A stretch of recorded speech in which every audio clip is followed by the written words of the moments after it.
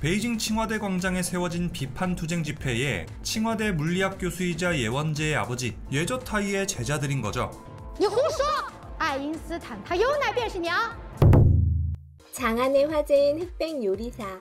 더 이상 시청률 몇십 프로의 국민 프로그램은 보기 힘든 요즘 온 나라를 들썩이게 하는 화제의 넷플릭스 시리즈입니다. 공중파 방송 몇 개에 온 국민의 눈과 귀가 집중되던 시절이 아니니 더욱 경쟁이 치열할 수밖에 없죠. 시청률 1%만 나와도 성공했다고 할 정도인데 한국을 넘어 전 세계에서 흑백 요리사에 대한 관심이 뜨겁습니다. 대국 중국 역시 이런 반응에 빠질 수 없죠. 그런데 중국 반응 재밌습니다. 일단 도대체 넷플릭스도 없는 나라에서 이 프로그램을 어떻게 보고 품평을 하는 걸까요? 게다가 한국이 중국 음식을 죄다 도둑질 중이라며 급발진하고 있다는데요. 기가 찰 노릇입니다. 오늘은 흑백 요리사에 대해 강하게 반발하고 있는 중국인들 이야기로 시작해볼까 합니다. 오늘도 클릭해주셔서 감사합니다. 구독과 좋아요는 사랑입니다. 최근 넷플릭스 시리즈 흑백 요리사가 전 세계를 강타 중입니다. 공개된 지 불과 몇 주 만에 방송에 출연한 요리사들의 식당이 모두 예약 마감이 될 정도로 인기를 끌고 있고 미션으로 선보인 요리인 밤 티라미슈, 마라 크림 짬뽕 등이 편의점과 밀키트 상품으로 출시되기도 했죠. 인기는 국내에 국한되지 않습니다. 해외 반응도 뜨겁습니다. 해외에서도 요리를 주제로 한 쇼가 굉장히 많지만 참가자 간의 디스나 도발이 난무해 요리쇼를 가장한 막장 드라마인 경우가 허다하죠. 하지만 흑백 요리사는 가끔 도드라지는 캐릭터는 있지만 서로를 존중하고 응원하는 한국적 정서가 깊게 담겨 있는데 되려 이런 부분이 해외 시청자들에게는 신선한 매력 포인트로 꼽히고 있습니다. K푸드에 대한 관심과 호기심이 늘어나는 것은 덤이고요. 한국에 와서 한국 요리사들의 음식을 맛보고 싶다는 외국인 댓글이 줄을 잇는 이유입니다. 외국인들의 환호는 고맙습니다만 불편한 관심도 역시 있습니다. 중국에서는 한국이 중국 요리를 훔친다, 한국이 중국 문화를 한국 것이라고 우기고 있다 라는 이상한 소문이 퍼지고 있는데요. 특히 중국 SNS를 중심으로 프로그램에 참가한 한국인 요리사가 만든 중식 바스에 호들갑을 떨고 있습니다. 한국인들이 한식이라 주장할 것이라며 한국이 훔치지 못하게 해야 한다는 글과 영상이 앞다퉈 올라오고 있죠. 불똥이 엄한 곳으로 튀고 있기도 한데요. 심사위원인 백종원 더본 코리아 대표를 가리켜 대도둑이라며 백 대표가 그동안 올린 유튜브 영상을 짜집기해 백 씨가 중국 요리를 자신이 만든 창작 요리라고 거짓말을 하고 있다며 공격하고 있습니다. 교양과 상식이 있는 한국인이라면 중식에서 유래한 창작 요리나 원조에 대해 오해할 여지가 없는데도 말입니다. 최근 중국에선 한국이 중국 문화를 훔친다는 가짜뉴스가 끊이지 않고 나옵니다. 강릉 단오제를 시작으로 중국에서는 한복과 김치, 윤동주 시인 정체성, 오징어 게임 소품 저작권에 이르기까지 한국 문화를 두고 논쟁과 시비를 벌이고 있죠. 문제는 이런 논쟁과 가짜뉴스를 중국 언론이 검증 없이 오히려 인용 등의 방식으로 재생산한다는 점입니다. 특히 중국 언론들은 부정적인 논조로 한국을 공격하거나 선동적인 표현으로 혐한 정서를 조장하고 있죠. 특히 가짜뉴스임이 밝혀져도 정정 보도를 하지 않아 가짜뉴스 확산에 무책임한 태도를 보이기도 합니다. 단순히 방관하는 정도가 아니라 조직적인 공작으로 의심되기도 하는데요. 지난해 국정원은 중국 언론 홍보업체가 국내 언론사로 위장한 웹사이트 38개를 만들어 친중 반미 콘텐츠를 유포해 국내 여론 조성에 악용했다고 발표했죠.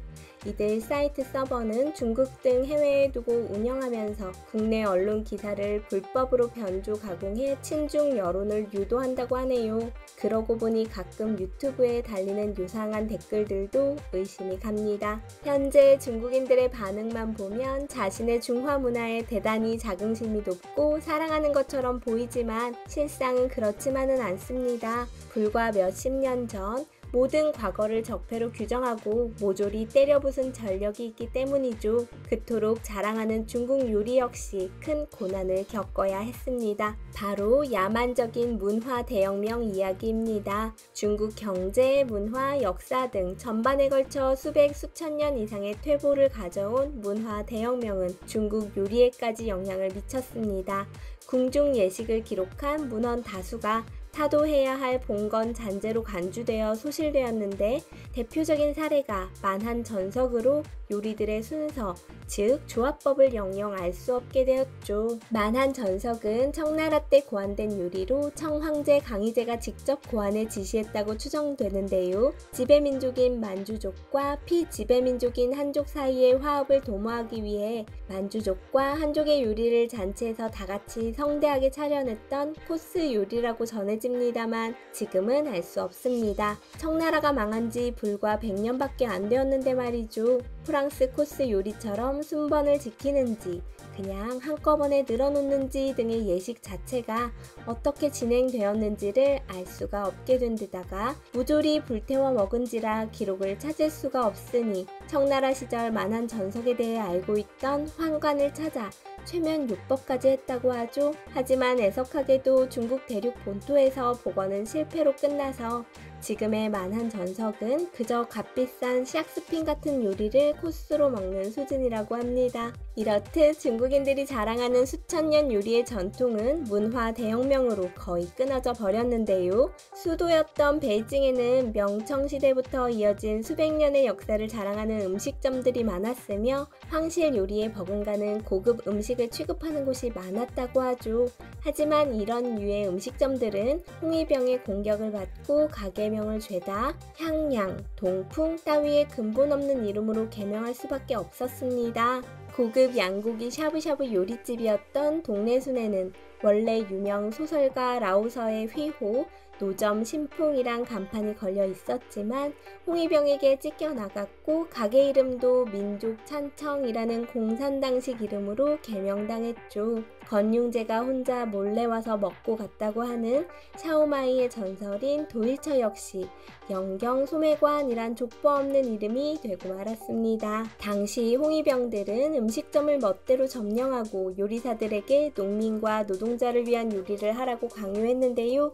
이로 인해 황실 요리를 팔던 고급 음식점들이 삽시간에 만두나 빵, 죽 따위를 파는 급식소로 전락해버렸고 이는 수백 년 이상 이어져 온 중국 요리의 심각한 단절을 가져왔다고 합니다. 요즘 중국에 가면 볼 수 있는 전통 요리 상당수는 비법을 잃어버리고 최근에 상상해서 만든 것이라고 하네요. 중국인들의 발작 버튼인 공자 역시 마찬가지입니다. 한국과 관련된 가짜뉴스 중 가장 유명한 이야기가 한국인들이 공자를 한국 사람이라고 한다 인데요. 솔직히 조선시대도 아니고 요즘 세상에 공자가 뭐 대단하다고 한국 사람이라는 거짓말을 하겠습니까? 정상적인 학교 교육받은 사람이라면 당연히 중국 사람인 거 알 거고요. 정작 중국에서는 푸대접도 이런 푸대접이 없습니다. 유교와 공자 역시 봉건적인 사상으로 취급당해 공자의 고향인 취푸의 대성전에 모셔져 있던 공자상이 도끼로 박살났고 거의 분서갱유에 가까운 유교 경전 소멸이 일어났죠. 또한 무형문화재도 상당수 실전되었는데 대표적으로 문묘의 제사를 올리는 법인 제공대전도 실전되어 한중 수교 이후 한국의 석전대제를 참고해서 재현해야 했습니다. 현재도 우리나라 쪽에 오히려 명청대의 사료가 세세하게 많이 남아있어서 한국의 도움 없이는 유교 연구가 어려울 지경이라고 하네요. 10년간의 문화 대혁명 광풍이 끝나고 나서 발견된 덕분에 진시 황제의 병마용을 볼 수 있게 되었다고도 하죠.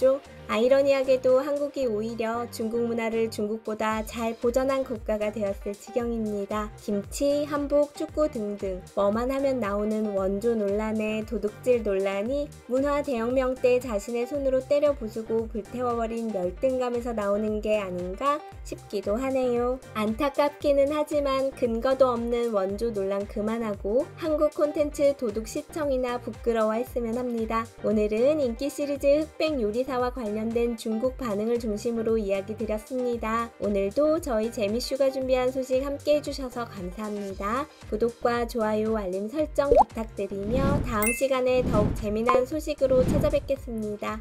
감사합니다.